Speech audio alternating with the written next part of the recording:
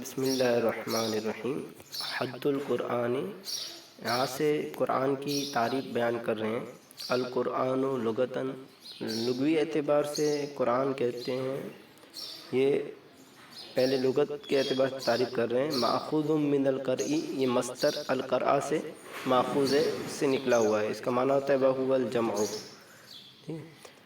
اب عرفاً اس کی تعریف جو ہم عموماً پڑھتے ہیں اس کے بارے میں بتا رہے ہیں کہ هو الکلام المنزل علی سیدنا محمد صلی اللہ علیہ وسلم المعجز بصورت منہ۔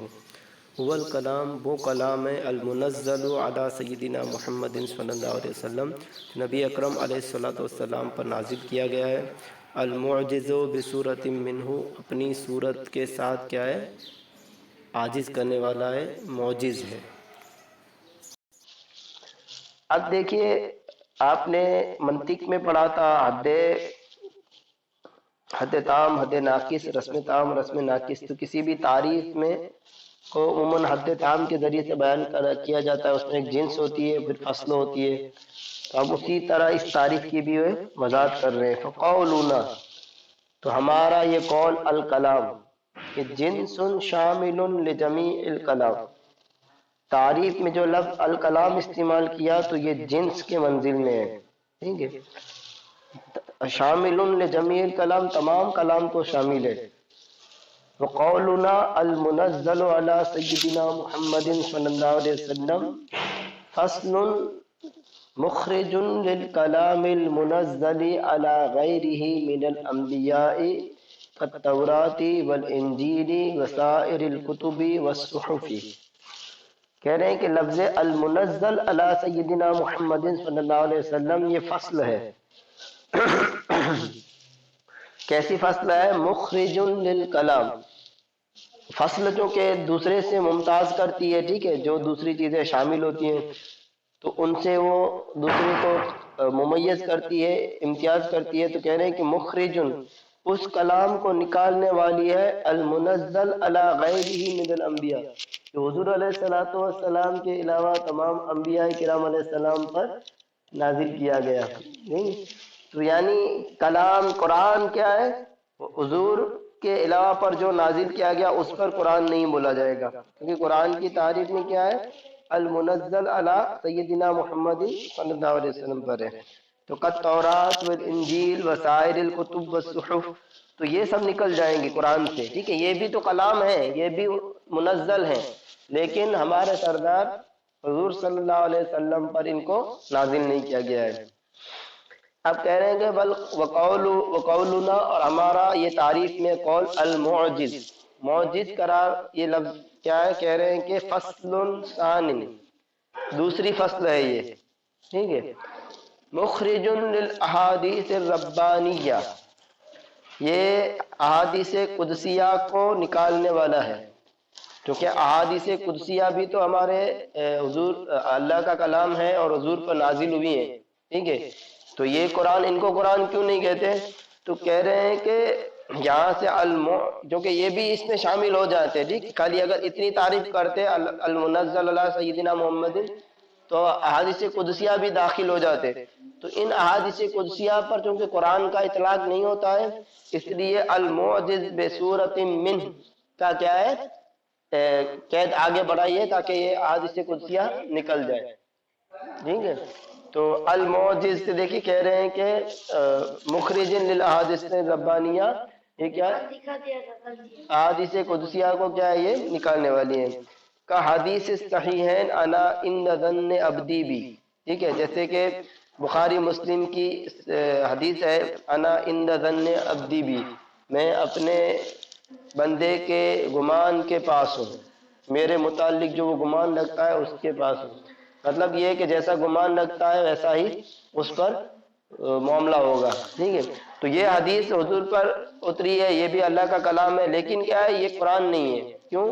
کیونکہ جو قرآن کی جو بھی صورتیں ہیں وہ سب کی سب کیا ہیں؟ معجزے کے طور پر نازل ہوئی ہیں، عاجز کرنے کے لیے نازل ہوئی ہیں، جبکہ احادیث قدسیہ بطور معجزہ نازل نہیں ہوئی ہیں۔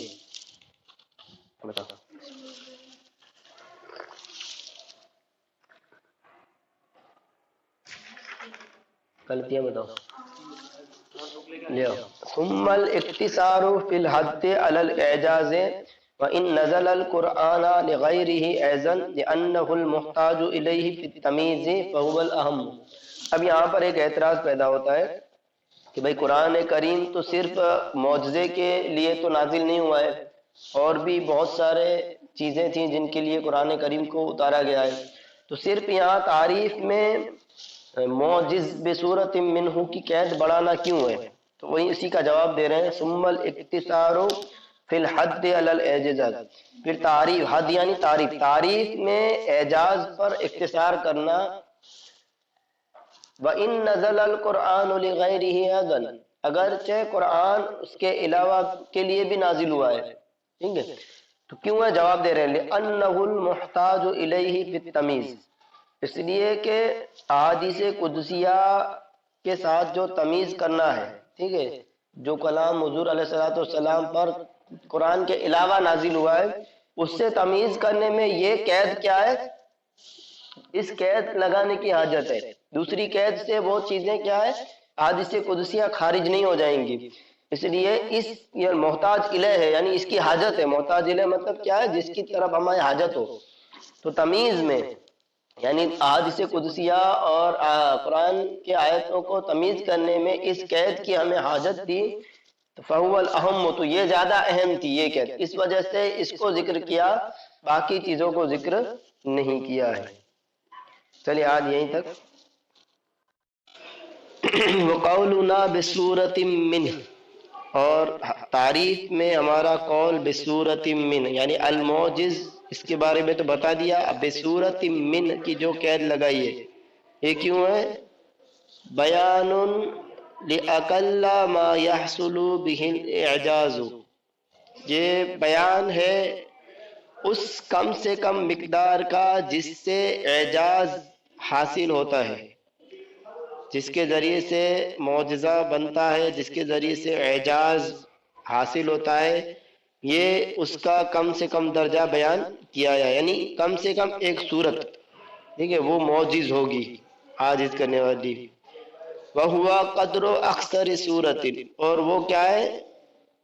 چھوٹی سے چھوٹی صورت کی مقدار ہے، جس کی آیتیں 3 ہوتی ہیں، ٹھیک ہے، جیسے کل کوثر، تو کم سے کم 3 آیتیں والی جو صورت ہوگی وہ کیا ہے؟ بطور معجزہ ہے، یہ بیان کرنے کے لیے بصورت من کی قید لگائیے۔ وَإِنَّمَا كَانَ أَقَلُّ الْإِعْجَازِ بِأَقَلِّ صُورَةٍ، اب یہ سوال ہوتا ہے کہ بھئی اعجاز میں کم سے کم جو قید ہے وہ ایک صورت، چھوٹی سے چھوٹی یا کم سے کم ایک صورت ہونی چاہیے، ایسا کیوں ہے؟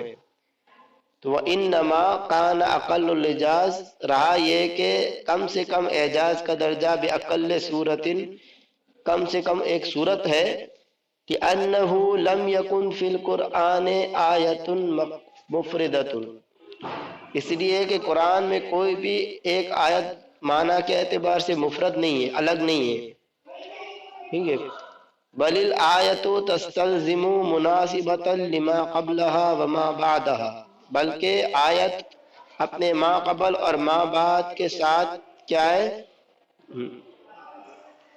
اس کی مناسبت کو لازم ہے۔ آیت کیا ہے؟ اپنے ما قبل اور ما بعد کی جو مناسبت ہے اس کو کیا ہے؟ لازم ہے، یعنی اس سے کیا ہے؟ جڑی ہوئی ہے۔ فتکون 3 آیات، تو وہ کیا ہے؟ کم سے کم 3 آیات کے ساتھ ہوگا، یعنی ایک آیت ہے۔ بیان یہ کرنا چاہتے ہیں، اس کا مفہوم یہ ہے کہ ایک آیت معجزہ اس لیے نہیں بیان انہوں نے کیا ہے کیونکہ کوئی بھی ایک آیت کیا ہے مفرد نہیں ہو سکتی اپنے معنی کے اعتبار سے، وہ کیا ہے؟ آگے پیچھے آیات سے معنی کے اعتبار سے کیا ہے؟ منسلک ہے، ملی ہوئی ہے، ٹھیک ہے، اس کا ما قبل اور ما بعد آیات سے نسبت ہے، استلزام ہے، یعنی لزوم ہے اس کے ساتھ، ٹھیک ہے، تو کم سے کم 3 آیتیں ہوں گی، آگے کی پیچھے کی اور بیچ والی ملا کر 3 آیتیں مل کر کیا ہے؟ اس کا جو مفہوم ہوگا، معنی ہوگا، وہ کیا ہے؟ جو مناسبت ہوگی وہ پوری ہو جائے گی۔ تو کم سے کم 3 آیتیں ہوں گی، اس سے وہ ایک صورت بنے گی، اور اس صورت سے کیا ہے؟ پھر وہ اعجاز یعنی جو معجزے کے طور پر اتارا گیا ہے وہ پورا ہوگا۔ تو وہیں کہہ رہے ہیں کہ لِأَنَّهُ لَمْ يَكُنْ فِي الْقُرْآنِ آیَةٌ مُفْرِدَةٌ، اس لیے کہ قرآن میں ایک کوئی آیت مفردہ نہیں ہے، یعنی کوئی ایسی آیت نہیں ہے کہ جس کا آگے پیچھے سے کوئی تعلق نہ ہو، وہ الگ ہی پوری معنی ہو۔ ہر آیت کا آگے پیچھے سے کوئی خاص ربط و تعلق رہتا ہے۔ بل الآیت تستلزم مناسبۃ لما قبلها وما بعدها، اور آیت لازم ہے ما قبل اور ما بعد جو ہے اس کے ساتھ مناسبت کو، یعنی ان کے ساتھ کیا ہے، ان کا مناسبت نسبت لازمی ہے۔ فتکون ثلاث آیات، تو پھر کیا ہے وہ صورت کیا ہے، ہو جائے گی 3 آیتوں کی، ٹھیک ہے، تو یہ 3 آیتیں کم سے کم ہو جائیں گی۔ وزاد بعضهم فی الحد، کچھ لوگوں نے تعریف میں زیادتی کی ہے۔ فقال، تو انہوں نے کہا المتعبد بتلاوتی المعجز بصورت من، یہاں سے انہوں نے کچھ لوگوں نے زیادتی کی ہے۔ کیا کیا ہے؟ المتعبد بتلاوتی، جس کی تلاوت سے عبادت کی جائے، عبادت جس کی تلاوت سے عبادت ہو، ٹھیک ہے، کیوں؟ لیخرج منسوخ تلاوت، تاکہ وہ آیتیں جن کی تلاوت منسوخ ہو گئی ہے وہ نکل جائیں۔ جو آیتیں قرآن پاک کی نازل ہوئیں ان میں سے کچھ ناسخ کچھ منسوخ ہیں، تو کچھ آیتیں وہ ہیں کہ جن کی حکم منسوخ ہو گیا ہے لیکن تلاوت باقی ہے، اس کی تلاوت کا ثواب ملتا ہے، لیکن کچھ آیتیں وہ ہیں کہ جن کا حکم بھی منسوخ ہو گیا اور تلاوت بھی منسوخ ہو گئی، ٹھیک ہے، تو اب جن کی تلاوت منسوخ ہو گئی اب ان کا تلاوت کرنا عبادت نہیں رہا، حالانکہ وہ بھی قرآن ہی ہے، تو لہٰذا اس تعریف میں وہ آیتیں بھی کیا ہے شامل ہو جا رہی تھیں، اس وجہ سے انہوں نے اس منسوخ تلاوت آیات کو نکالنے کے لیے المتعبد بتلاوتہ کی کیا ہے قید لگائی ہے کچھ ائمہ نے۔ اب سورت کی تعریف بتا رہے ہیں کہ سورت کسے کہتے ہیں۔ بس سورت ہی جملۃ من القرآن، سورت یہ ایک قرآن کا جملہ ہے، اقلھا 3 آیات، کم سے کم اس کی 3 آیتیں ہوں گی۔ ایک قرآن کا ایک جملہ ہے، مطلب قرآن کا ایک مجموعہ ہے جس کی کم سے کم کیا ہے 3 آیتیں ہوں گی۔ مسمات باسم خاص لہا،